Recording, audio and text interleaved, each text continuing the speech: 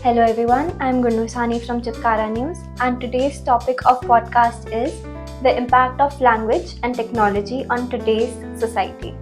We have Manpreet Kaur with us. Could you give yourself a brief introduction?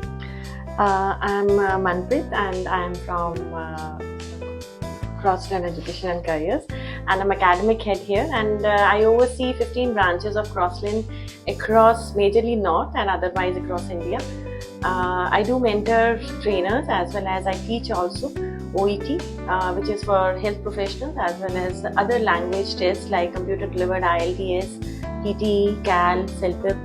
So I make sure that they are given to students and they are able to perform well in these tests. That's great. What first inspired you to work in language training? Basically, the hurdles that students had been facing, I would say that had been the major inspiration for me, because I had seen students being misguided somewhere, not aware which language test they should sit for. That was a major hurdle I had seen with candidates or the test takers, and because of that they were not able to reach their destination country. That was a major, I think so, inspiration for me to get into this profession, and guiding them according to their caliber, not forcing them for something. Okay. In one sentence, how would you describe their positive impact on the society? I would say that yes, we have made an impression, because we have induced technology as part of language test, because ultimately if I talk of a candidate, they have to be well proficient with language, as they will be working with it apart from language skills. So that we have inculcated. We have from the very beginning started on with inculcating language test with technology. If I take an example of maybe computer delivered IELTS, and I am proud to say that we are the only one in the region giving or assisting students and helping students to go for this test, and they are able to perform well in this, and lessening, or I would say making their hurdles fewer instead of making everything complicated. Okay, this is a bit of a personal question, but what struggles have you faced in this journey? If I talk of technology, the major hurdles that I faced, because from the very beginning we started on with taking every test with technology instead of being on paper or something like this. It was very difficult for us to convince maybe parents as well as students or the test takers who are from remote or from villages. It was very difficult to convince them that you should move with technology, it will be a better form, and you will be able to have results also. So this was a major hurdle that we had been, and we are still facing this problem many times. Yes, if I talk of city or maybe the urban area, yes, that is not a big, I would say there is not much of hurdles, because they adapt. But yes, from remote we do face, still presently also we face these hindrances, and hopefully over time we will overcome this also. Yeah, working with technology is the way to go. True. How do you see language proficiency shaping India's global future?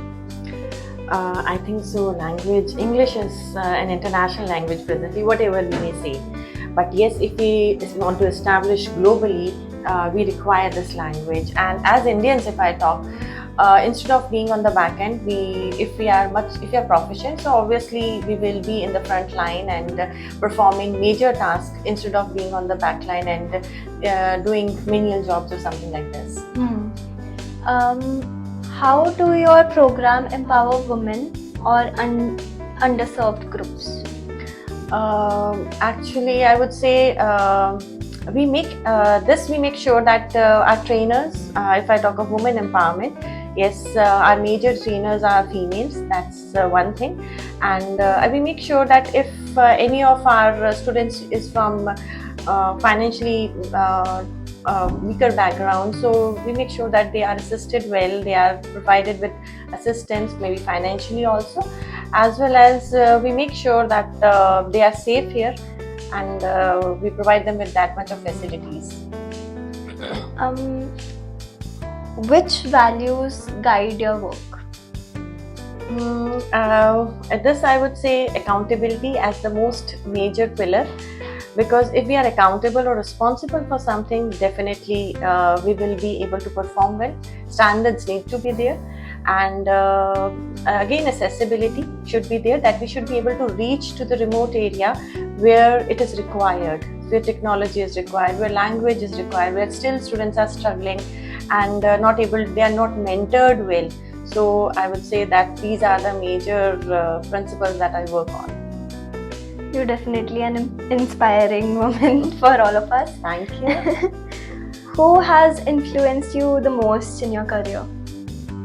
I would say maybe students and my family, obviously, and our institute head, Dr. DJ Singh, influenced me a lot, I would say, because he had been standing strong and hard for us.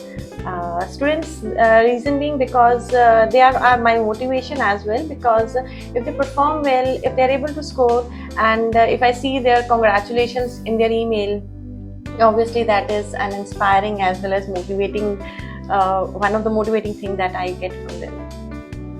That's great. Okay, I'll not take much of your time. I'm going to ask one last question. What one piece of advice would you give to all the students that are listening to this podcast? Okay, so one piece of advice, I would say that yes, make sure that whatever the learning that you are doing, you are measuring it. Make sure you have a mentor who analyzes, assesses you for your flaws, your weaknesses, and uplifts you. And in the end, make sure that you have an impact on society as well. Thank you so much. Thank you so much, ma'am, for giving us our time. It was a pleasure to be with you. Great. Thank you, ma'am.